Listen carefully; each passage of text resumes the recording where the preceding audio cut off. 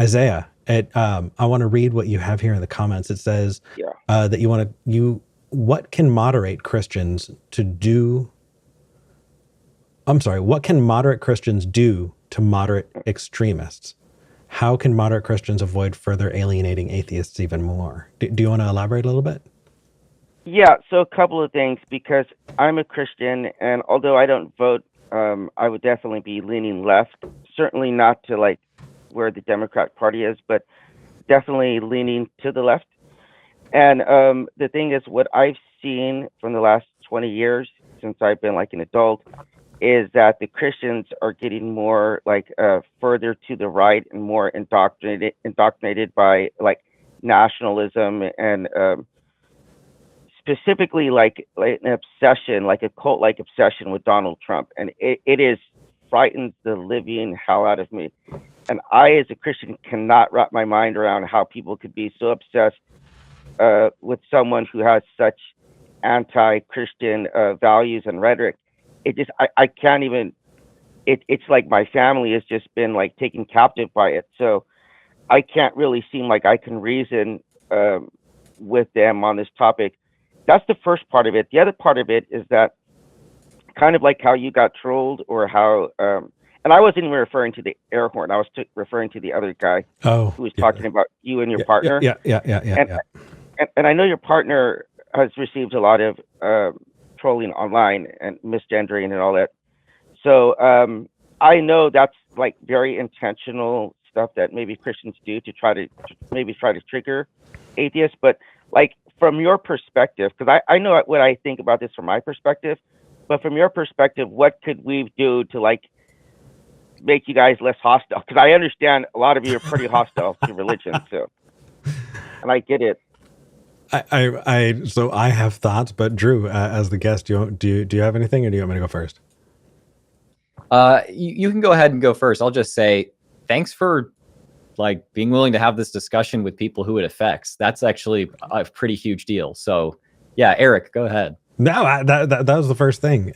So Isaiah, I know that we've talked before the show stopped for a year, and you're a sweetheart. And I honestly, if more people were as empathetic and considerate as you, I don't think there'd be as many angry atheists. You know, I think part of what you can do is just consider the fact that a lot of us don't have homes that feel like we can be ourselves in. A lot of us don't have communities that we grew up in that still want anything to do with us. Yeah. And yeah, and in the process of deconversion, you know, just imagine still believing that there's a God. Because a lot of us, when we're, you know, losing our faith, we still think that there's a God for a really long time, just maybe not the one in our church.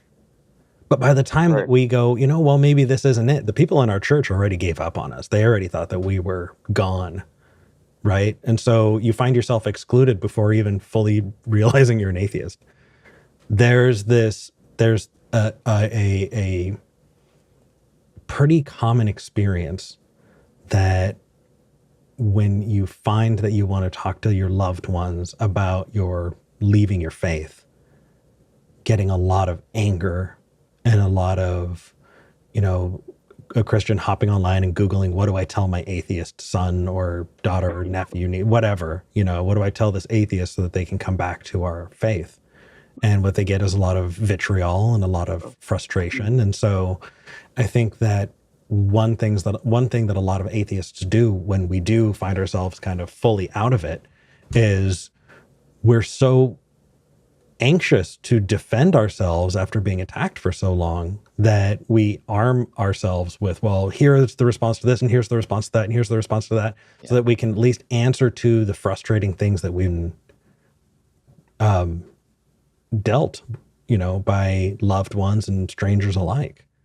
It's not true of everyone, but it is enough that it is definitely a stereotype that you have somebody coming up ready to fight because they've been fighting in their personal lives with the people that they should be trusting and the loved ones who should be supporting them the most, absolutely leaving them hanging out to dry.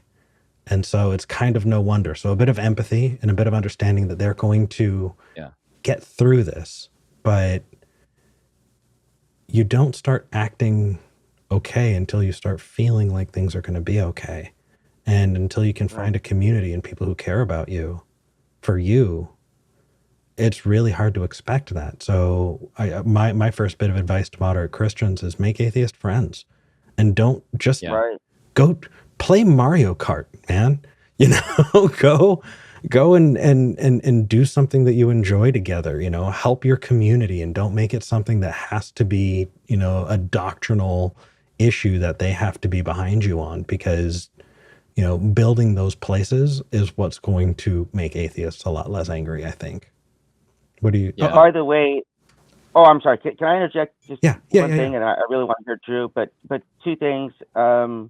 I totally get that. And through the podcast, I was able to interview a lot of different atheists, and I even got a chance to go to the UK and meet up with 3 of them in person. So one of them, I stayed at his house, and you know, we exchanged Christmas gifts for each other's kids. It was quite an amazing experience. And then just one other thing, the last time I ever saw my mom, I told her I didn't believe in God, and she like just refused to talk to me. And lo and behold, she just happened to die on my birthday like 4 months later.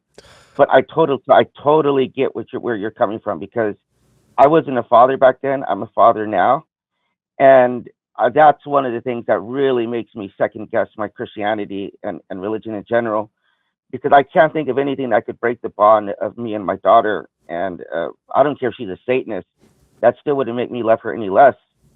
And so that's one of the things that's causing me some cognitive dissonance since being a father. But Drew, please. Yeah. So let me see. Oh, I'm hearing myself in your mic there, Eric. Okay, now it's gone. Appreciate that.